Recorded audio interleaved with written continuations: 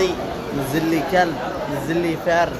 أنا أصل العرب أمانة كلهم إلا بنغاليين، كلهم بنغاليين، كلهم هنود، كلهم हिंदी. अस्सलाम वालेकुम दोस्तों, उम्मीद करता हूं आप सब खैरियत से होंगे। दोस्तों आज की इस वीडियो में सऊदी अरब की कई सारी ज़रूरी खबरें आप लोगों के साथ में शेयर करने वाला हूं, तो वीडियो को पूरा ज़रूर देखें ताकि पूरी जानकारी आप लोगों को मिले। आज की इस वीडियो में सऊदी अरब की कई सारी ज़रूरी खबरें हैं, जिसमें से सबसे पहली खबर वो एक यमनी की है, जिसमें वो यमनी मक्का मुकर्रमा में काबा के सामने उमरा के दौरान इंडियन और बांग्लादेशी लोगों को खुले तौर पर गालियां दे रहा है, उन्हें उल्टा सीधा बोल रहा है, उनके खिलाफ में बदजबानी कर रहा है, जिसकी वीडियो वो खुद रिकॉर्ड करके अपने सोशल मीडिया पर अपलोड किया, जिसके बाद में मक्का पुलिस ने उसे अरेस्ट किया और उस पर कानूनी कार्रवाई हो रही है, जिसके बाद उसे सऊदी पब्लिक प्रोसिक्यूशन के हवाले कर दिया जाएगा। तो पहले आप लोग वो वीडियो देख लीजिए। نزل لي كلب، نزل لي فار. أنا أصل العرب أمانة كلهم إلا بنغاليين، كلهم بنغاليين، كلهم هنود، كلهم हिंदी. तो जैसा कि आप लोगों ने वो वीडियो देखी जिसमें एक यमनी उमरा करते वक्त सही के दौरान इंडियन और बांग्लादेशी का नाम लेकर उन्हें गालियां दे रहा है। तो अब बताइए, सारी दुनिया से लोग बैतुल्लाह में यानी अल्लाह के घर में अपने गुनाहों की मगफिरत कराने के लिए जाते हैं, लेकिन ये यमनी वहां पर जा करके दूसरे लोगों को गालियां देकर और ज्यादा गुनाह का काम कर रहा है, क्योंकि उस वक्त वहां पर उसे इंडियन और बांग्लादेशी लोग ज्यादा दिखाई दे रहे हैं। तो अब इसके दिल में इंडियन और बांग्लादेशियों के लिए इतनी ज्यादा नफरत क्यों है, ये तो अब वो ही बता सकता है। हालांकि सऊदी अरब के अंदर आप आए दिन सुनते होंगे कि जितने भी जुर्म हो रहे हैं उसमें कहीं ना कहीं कोई ना कोई यमनी पकड़ा जाता है, जिसमें आज की भी एक अपडेट है, जिसमें कल एक यमनी को 800 किलो से ज्यादा काद के पौधों के साथ में पकड़ा गया है, और परसों की भी एक रिपोर्ट है जिसमें एक यमनी के पास 250 किलो के लगभग काद के पौधे पाए गए हैं, जो कि नशीले पौधे होते हैं, जो नशे वाले काम में इस्तेमाल होते हैं।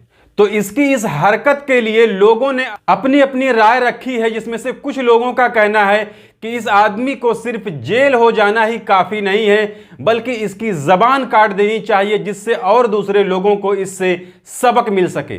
तो इस यमनी की इस बदजबानी पर काबा शरीफ के सामने उमरा के दौरान दूसरे मुल्कों के लोगों को गालियां देने पर आप लोगों का क्या कहना है, कमेंट करके जरूर बताएं। इसके अलावा अगली अपडेट देखिए, सऊदी अरब के अंदर अभी भी बारिश का सिलसिला नहीं रुक रहा है।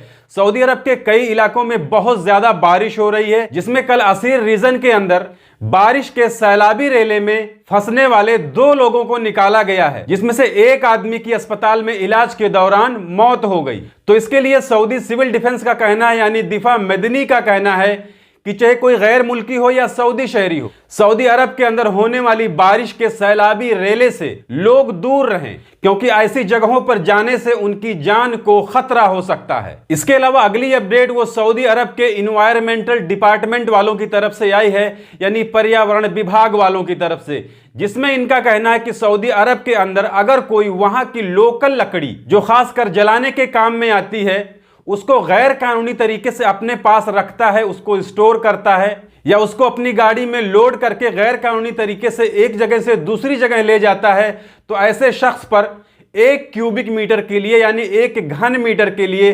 16,000 रियाल का जुर्माना लगेगा। और इसी लकड़ी को अगर कोई कमर्शियल पर्पस के लिए यूज करता है, यानी व्यवसायिक गतिविधियों में यूज करता है, तो उसके ऊपर 1 क्यूबिक मीटर यानी 1 घन मीटर के लिए 32,000 रियाल का जुर्माना लगेगा। यानी सऊदी अरब की जलाने वाली लोकल लकड़ी को अगर कोई गैर कानूनी तरीके से अपने पास रखता है तो उसके ऊपर 1 क्यूबिक मीटर के लिए 16,000 रियाल का जुर्माना है। लेकिन अगर उसी लकड़ी को कोई अपने फायदे के लिए, अपने बिजनेस के लिए इस्तेमाल करता है तो उसके ऊपर 32,000 रियाल का जुर्माना लगेगा। और इसमें अब इंडियन लोग भी शामिल हो गए हैं, क्योंकि पिछले दिनों जो अपडेट आई थी उसमें कुछ इंडियन लोग भी सऊदी अरब की जलाने वाली लोकल लकड़ी के साथ में पकड़े गए थे।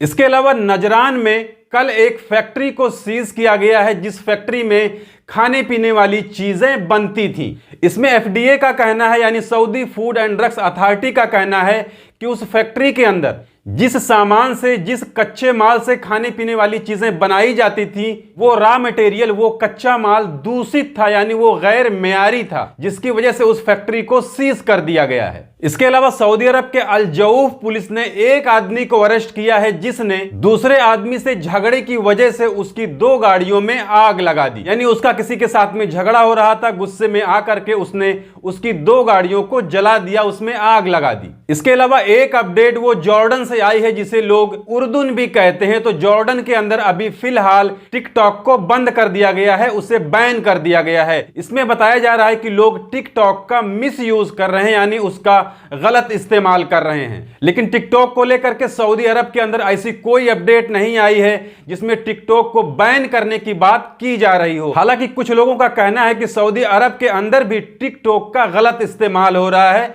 उसका मिस यूज हो रहा है। तो हो सकता है आगे फ्यूचर में सऊदी अरब के अंदर भी टिकटॉक को लेकर के कोई बड़ा एक्शन ले लिया जाए। इसके अलावा अगली अपडेट वो कतर में होने वाले फीफा वर्ल्ड कप को लेकर के है, जिसमें फीफा प्रेसिडेंट का कहना है कि कतर में होने वाले फीफा वर्ल्ड कप में अब तक $7.5 बिलियन की कमाई हो चुकी है। यानी कतर में होने वाले फीफा वर्ल्ड कप से लगभग $7.5 बिलियन की कमाई अब तक हो चुकी है। इसके अलावा एक तस्वीर आपको स्क्रीन पर दिखाई दे रही होगी। देखिए, यह तस्वीर मक्का गेट की है। तो अगर कोई आदमी मक्का का सफर किया होगा तो उसने इस गेट को कभी ना कभी जरूर देखा होगा, जिसे आज से 42 साल पहले बनाया गया था। और 42 साल पहले इसके बनाने पर जो लागत आई थी वो 46 मिलियन रियाल थी। यानी 42 साल पहले इस मक्का गेट को बनाने में लगभग 4.5 करोड़ रियाल खर्च हुआ था।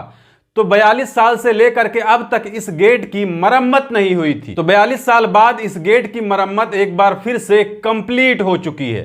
तो ये थी आज की इस वीडियो में सऊदी अरब की कुछ जरूरी अपडेट, जिसे मैंने आपके साथ में शेयर कर दी। जानकारी अच्छी लगी है तो वीडियो को लाइक कर दीजिए। चैनल को अगर अभी तक आपने सब्सक्राइब नहीं किया है तो चैनल को सब्सक्राइब करके बेल आइकन को प्रेस करके ऑल पे जरूर सिलेक्ट कर लीजिए, ताकि हमारे आने वाली और भी दूसरी नई वीडियोस की नोटिफिकेशन आपको मिले। क्योंकि सऊदी अरब के अंदर काम करने वाले गैर मुल्कियों से जुड़ी जितनी भी जरूरी खबरें होती हैं वो मैं डेली अपने इस चैनल पर लाते रहता हूं। तो आज की इस वीडियो में बस इतना ही। मिलते हैं फिर अगली वीडियो में, तब तक के लिए इजाजत दीजिए। खुदा हाफिज।